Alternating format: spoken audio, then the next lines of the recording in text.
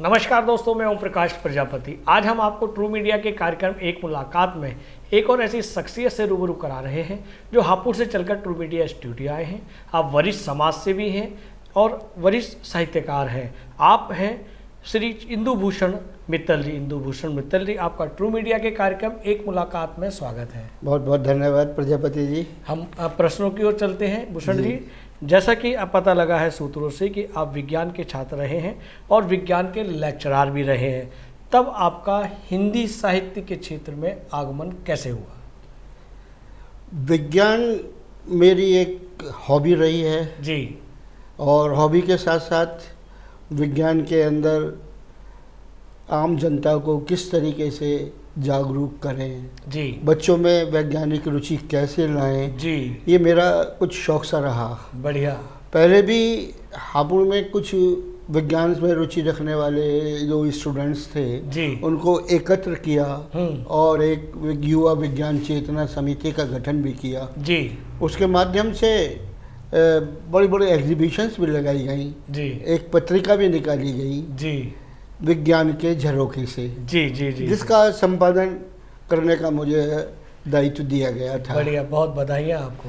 तो उससे बच्चों में बहुत अच्छी रुचि मिली जी। फिर हम लेक्चरार हो गए थे जी। तो ये संयोगी था कि भारत सरकार के द्वारा एक कार्यक्रम होता है राष्ट्रीय बाल विज्ञान कांग्रेस।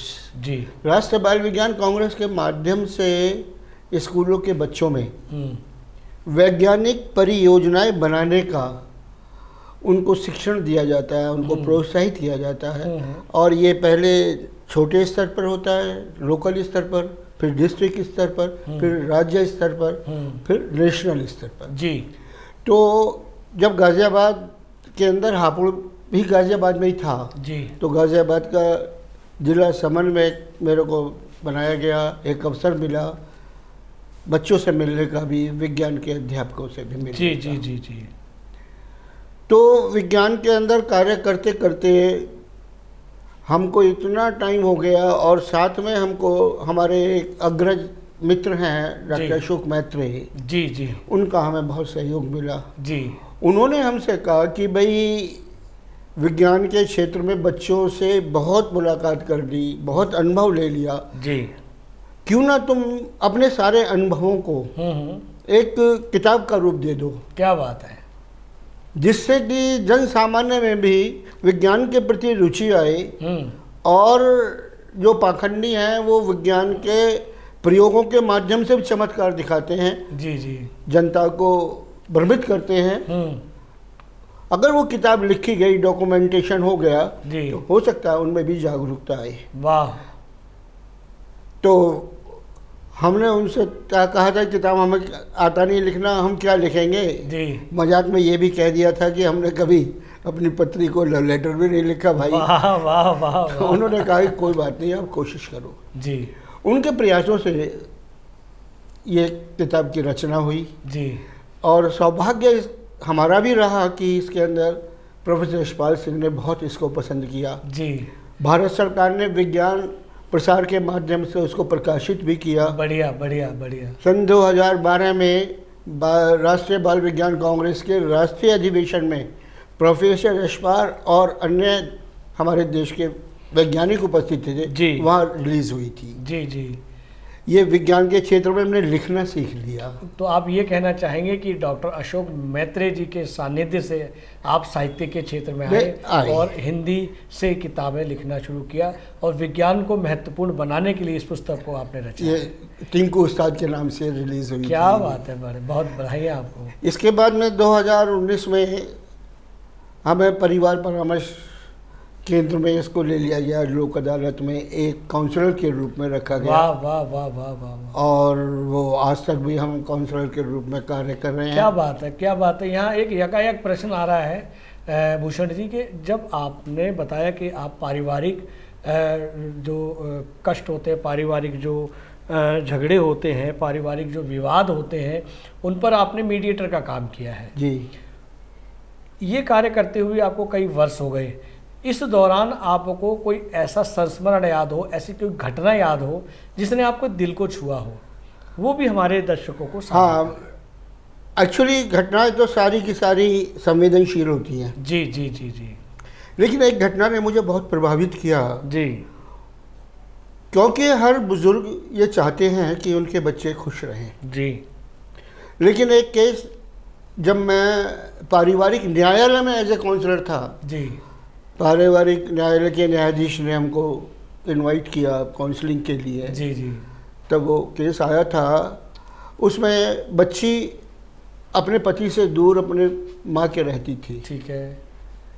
उनका काउंसलिंग हमारे पास आया, दिल्ली का बच्चा था, ना इत्तफाकी किसी बात पर रही होगी जी, लेकिन उनकी जो मदर थी उनकी शायद अप्रोच बड़ी नेगेटिव थी, जिसके कारण से वो बच्ची जा नहीं पा रही थी। एक दिन बच्ची को हमने एक बात पूछी कि तुम्हारा व्यक्तिगत रिलेशन क्या है जो केवल तुम्हारा हो। जी, अपने पति के साथ। वो घूम गई, फिर आखिर में उसने कहा कि व्यक्तिगत रिलेशन तो मेरा पति होता है। वाह। मैंने कि भाई एक बात और बता दो, आप रहती हैं यहाँ, पति रहता है वहाँ, 4 जने आपसे पूछेंगे कि क्या आप में कमी है या पति में कमी है। दोनों स्थिति में आप मेरे ख्याल से बर्दाश्त नहीं कर पाएंगी, कोई जवाब भी नहीं होगा। जी। तो फिर नेक्स्ट काउंसलिंग पर उसकी मदर भी आई थी। जी। तो हमारे समझाने पर वो लड़की मान गई थी कि हम पति के साथ जा रहे हैं। जी। मदर का वो सेंटेंस मेरे को आज भी याद है कि उसने बड़े झटके से झल्ला कर कहा, तुम अपने पापा से क्या कह के आई थी, तुम्हें नहीं जाना है। अब लड़की का जवाब सुने, लड़की ने उसी झंझलाहट में एक ही बात कही, मम्मी आप अपने पति के साथ रहती हैं, पति के बिना रहना कितना मुश्किल है ये मुझे पता है। वाह वाह वाह। और तुम कुछ भी कहो, मैं अभी इसी वक्त अपने पति के साथ जा रही हूँ, सामान भेजना हो भेज देना, नहीं भेजना हो मत। वाह वाह वाह। तो अगर लड़कियों की ये मानसिकता बच्चों की हो कि हम अपने पति पत्नी अपनी जिम्मेदारियां निभाएं, पति की, बच्चों की, संवेदनशील साथ। जी जी जी, बहुत अच्छे, बहुत खूबसूरत। तो आपने ये संस्मरण मेरे को हम कभी कभी याद आ जाता है। जी जी जी जी। तो उसके पर अब साहित्य क्षेत्र की बात आ गई, वहीं फिर अशोक मैत्रेय आ गए जी। उन्होंने फिर मुझे मोटिवेट किया, क्या बात, जितने केस हैं उनके लिए किताब बनाओ। क्या बात है, क्या तब किताब बनी, पारिवारिक विवाद, चुनौतियां व समाधान। वाह। इसके अंदर 12 केस ऐसे अलग अलग दिए गए हैं। क्या बात है। जिससे मैं उम्मीद करता हूँ कि शायद वो सारे ही सकारात्मक केस हैं जिन्हें आपने अपनी कलम से उकेरा है।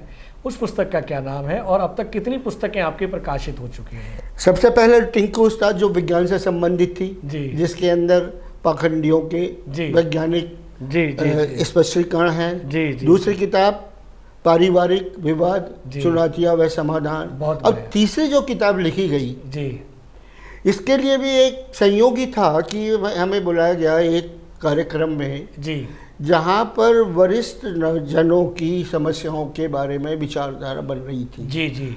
हमने वहाँ पर सुना, देखा, तो जितने वक्ता थे एक ही बात कह रहे थे कि वरिष्ठों को ये प्रॉब्लम है, वरिष्ठों को ये प्रॉब्लम है, इसका समाधान ये है कि वृद्धाश्रम बने।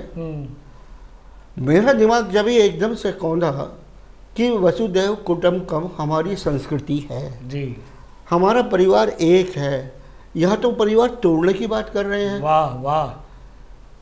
तो तभी दिमाग में और भी शायद ये पारिवारिक समस्याओं की जो घटनाएं मेरे अविचेतन मन में थी जी जी, शायद उन्हीं घटनाओं से एक बीज अंकुरित हुआ कि कोई एक ऐसी किताब जिसके अंदर बच्चों के बीच, बुजुर्गों के बीच क्या संगति है, क्या दिक्कतें हैं, जिससे कि ये परिवार उन्हें दूर किया जाए और उन्हें एक किया जाए। तब ये किताब, इसका शायद बीजारोपण हुआ जी।